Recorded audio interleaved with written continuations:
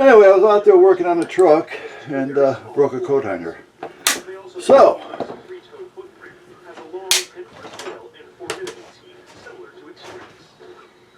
at one time I made a couple of coat hangers out of pot hooks, believe it or not. I don't have a pot hook here that I can show you, but a pot hook is something that you use to hang a paint bucket on the ladder. It's a little hook. You can look them up to see what they look like.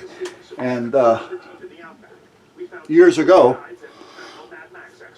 I had a lot of heavy, not real heavy, but heavy equipment that I wanted to hang. So I made some pot hooks. I took pot hooks and I made almost like a coat hanger out of it. Well, now that this is broke, I'm going to see if I can make a wooden coat hanger.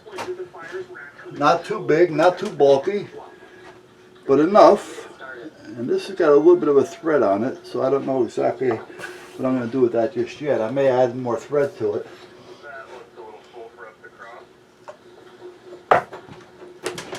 And make a coat hanger for one of my guys explained that indigenous Australians have one of the oldest oral histories on Earth, dating back more than 50,000 years. At the heart of this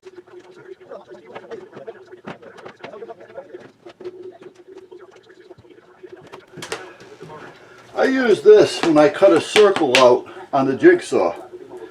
I think you guys remember, not the jigsaw, the skill saw.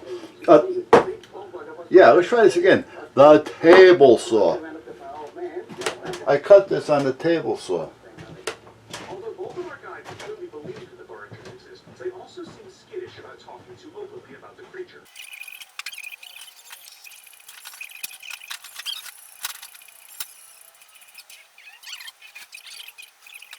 Different pieces here that I can use. So let's find out which may work best. This is about the size that I want to start with. That's the starting piece that I would want. I don't need quite that angle because first of all it's going to be this way more. But that gives me a little bit of a template so I can kind of start here, get part of my arch, and then I can flip it to kind of bring up a little bit. But meanwhile, what's wrong with this one is the way it's cut. This is real flimsy. So I don't like that. This one's cut just right. It's the same material. However, it's cut different.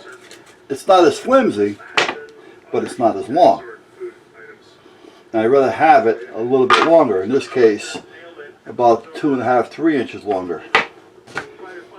Now this one really isn't too bad at all,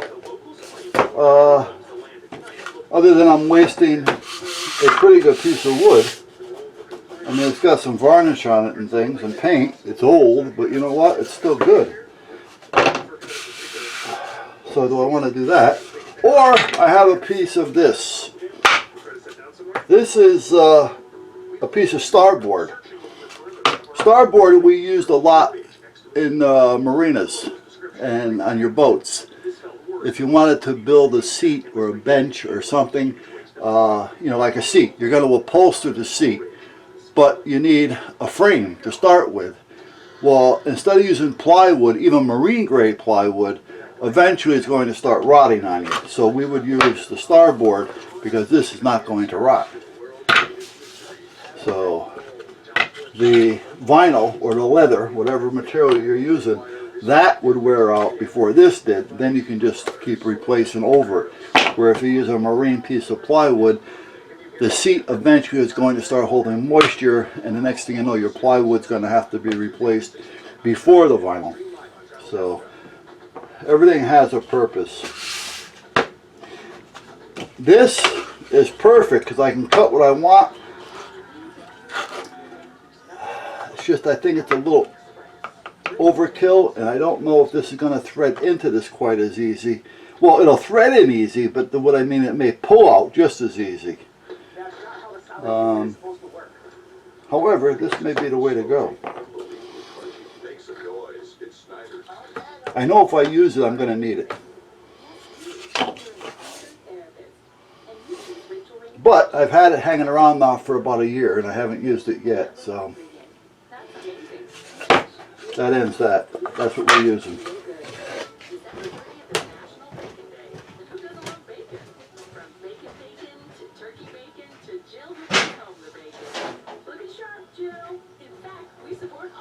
I have more scrap pieces of wood over there, but you know, we all do. You know, if you got a shop or a place that you like, kind of just hang out and putz around in, you know, a shed outside, you know, or anything, more than likely you got some pieces of wood laying around. Because they're always going to come in handy. Now, this is a little overkill, but it'll give me an idea on where I want my shoulders to lie. Because I don't like it when the shoulders are not completely on. So if we take this and put this about here, let me see. Yeah, about there and about there. So I want to take that off about there. Well, until I go get a pencil and do this right, let me just do that. Now this isn't going to be for the vest. This is going to be for the heavier stuff, the rain gear and stuff like that. Let me get my little square. I don't have my whatchamacallit, so it's going to be a little tough. My I can't remember the name. There. And I'm going to want to make sure that the corners are rounded, but I'm not going to worry about that right now. Let me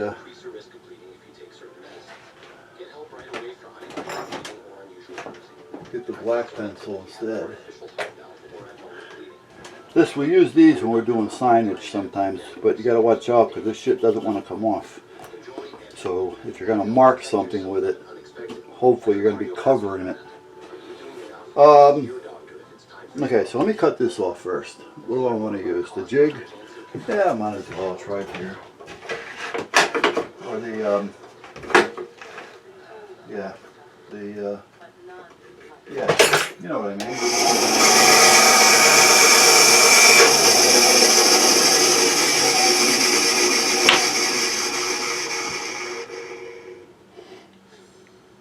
Now I want a little bit of a bend on it. Now we're just going to scooch around right now, so how's that? Let's scooch. Let me find center. Let me find my tape measure. There it is. Okay, we're talking 20 and a half, so we're talking 10 and a quarter. Let's find half on this. We're talking, where are we talking here? Let's get down to tax.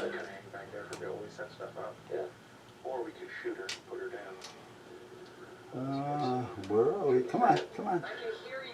15 and 3/4. So we're talking about 7 and whatever. 7 and Pui. 7 and dinosaur or not, there is certainly no shortage of dangerous wild about 7 3/4 or so, give or take.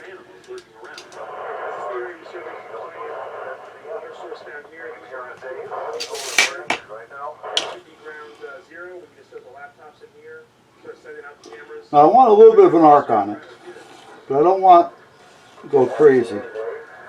And again, we're just playing right now. This may not even end up being what we want it to be. And then I want it to kind of come up a little bit because I want to make sure that it doesn't puncture, but it doesn't let go as well. So let's put this here, and let's do this. And we're going to put this here, because that should be, it is, center. And we're going to put that to there.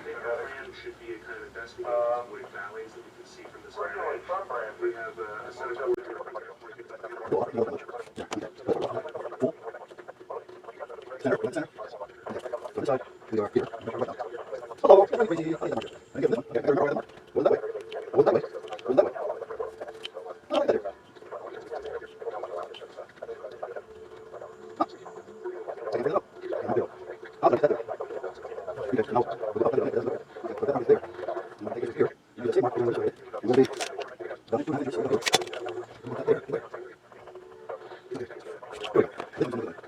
line, hopefully, it'll come down. If it comes down, we're going to start coming into this line, hold it. Now let it off. We're going to come down this line, and start coming this line. Okay. That's where it's going to go. I'm going to do something. Alright, here's a rough sketch.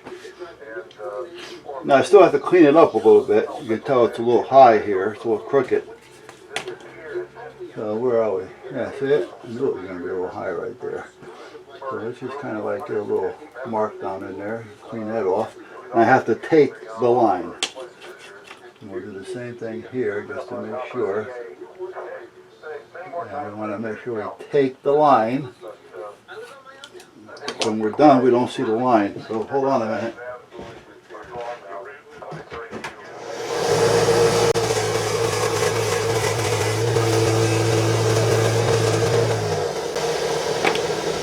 Okay, that looks a little better. However, we see a little bit of a slope here that's different than this slope.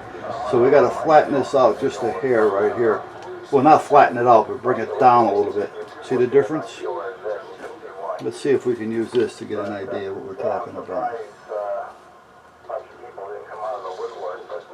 I can't find my, I can't even think of the name of it, so never mind trying to find it.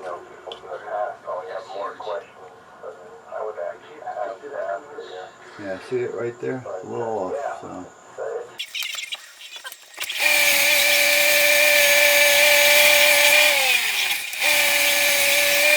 Alright, well you know what, I'm not going to get any fancier with it because I can't find my tool and I can't really get it right with this. I mean, I got the initial cut with it, but that's about all I'm going to be able to get. So, and I'm calling it a tool because I can't remember the name. So I can't remember the name, nor can I find it. So I'm in good shape here, aren't I?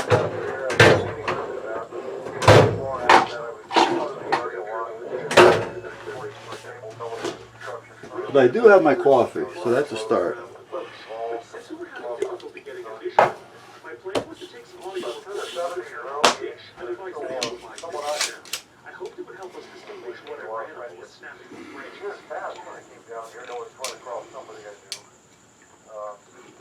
Alright, so by the time I was done, I'm down, I cut some off. So I'm now down to 20 and a half. So I'm at 10 and a quarter, which is right about where I was to start with.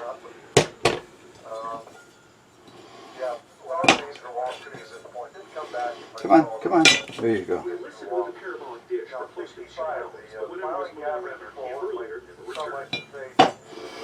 This pencil is good for marking things, but if you really want to pay attention, if I put this on the line and then drew it, then it wouldn't be. It'd be off the line because the pencil is a little wide. That's where the carpenter pencils come in nice because you can put it there and go in and get it pretty good. Or a regular pencil, as long as you got a good point on it. Carpenter pencils are good because they won't run away from you. However, sometimes they're a pain in the ass to sharpen. They take a few minutes, and I don't like wasting time. I want to just be able to, or put it in a, and I'm done. Okay, so that's about where we're at. Now, how far down can I take this? I can take this down quite a bit. Yeah, I can do that. So let's put a mark here. Now I can decide what I want to do. Thread this as a thread so I can screw it in like a screw, or thread it for a nut and bolt, put a small slice in this, put it down, put the bolt through it.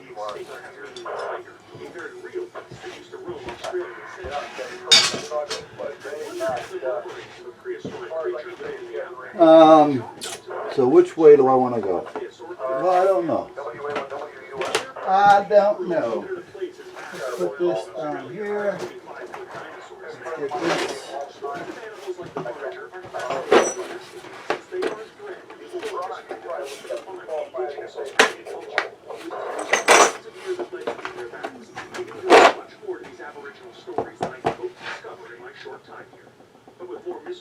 may not have one small enough. all new adventure.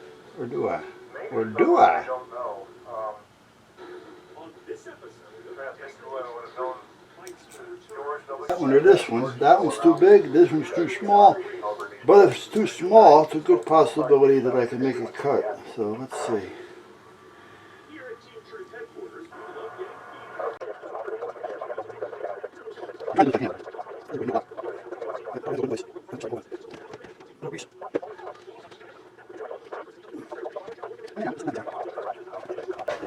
A little more Earl.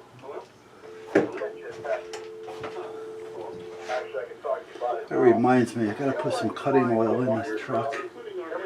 Oh no, I'm sorry, not cutting oil. I gotta put some of my oil. I'm working on another oil here. And a friend of mine, Tom, the guy I have coffee with every day or every Monday, he tries it for me, kind of experiments with it on his guns. It's a gun oil lube. You can use it for other things, but I'm basically using it for guns and things. All right, so we got that. Now, did I thread it to a size that I have a nut for? I have no idea.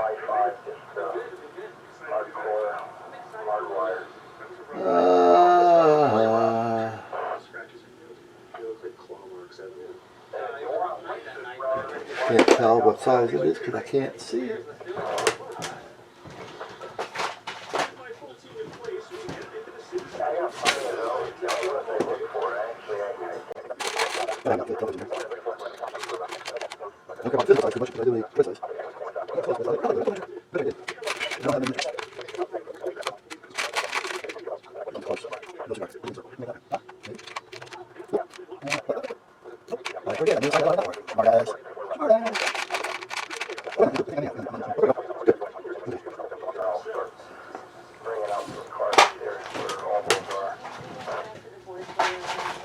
However, for the future,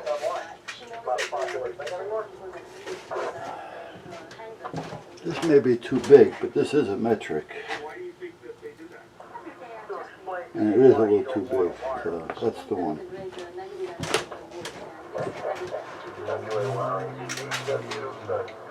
Now let me get a little washer.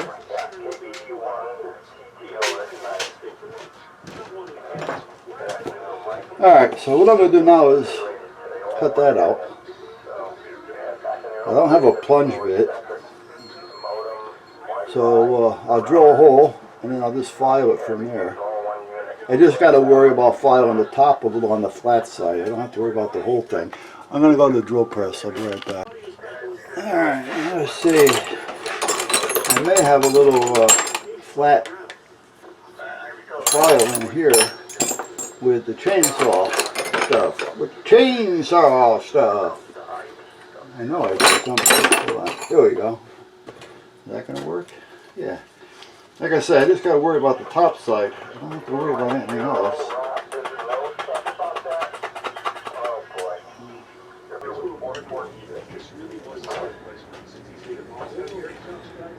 Now, what I did was I put a stop on the bottom so that it's a little crooked. I ain't gonna worry about it. So that this can't go down too far.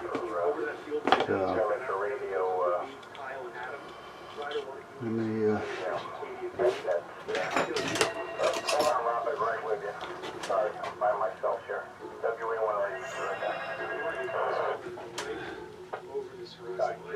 Put that little washer on there.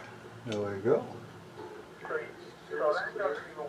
I'll put this in there and I'll put some Loctite on it.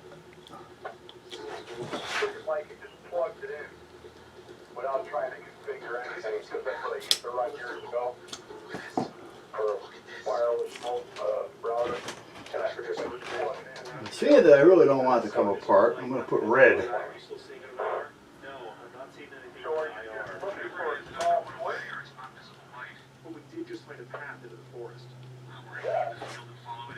I'll let it sit for a few seconds, have my coffee. Still the same coffee, it's cold. I don't even know what time it is. I got out here about 11:30, like I said. It's 2:16. Well, I've been out here some time. got the firewall built into it. Switch is a switch. I haven't got the air or the heat on. To connect your I'm sweating a little bit only because I'm running around going cuckoo. But it's 73 degrees, which isn't too bad. traffic light. It's got no brains. You know, the small non-managed ones have no brains. So, But I want router firewall. but that's Select your own cable modem is what you did, right? all right. And now let's thread this. I got the air. Surfboard. 3.0 cable modem. Right. There. So now you want a router in. Here we go. We got a coat hanger. We'll make a subnet off of that. Doesn't look fancy, but you know what? It works. And for what I need it for, it's going to be just fine.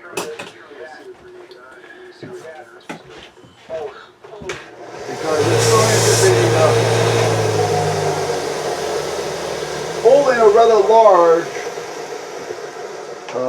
heavy coat. So, alright, that's done.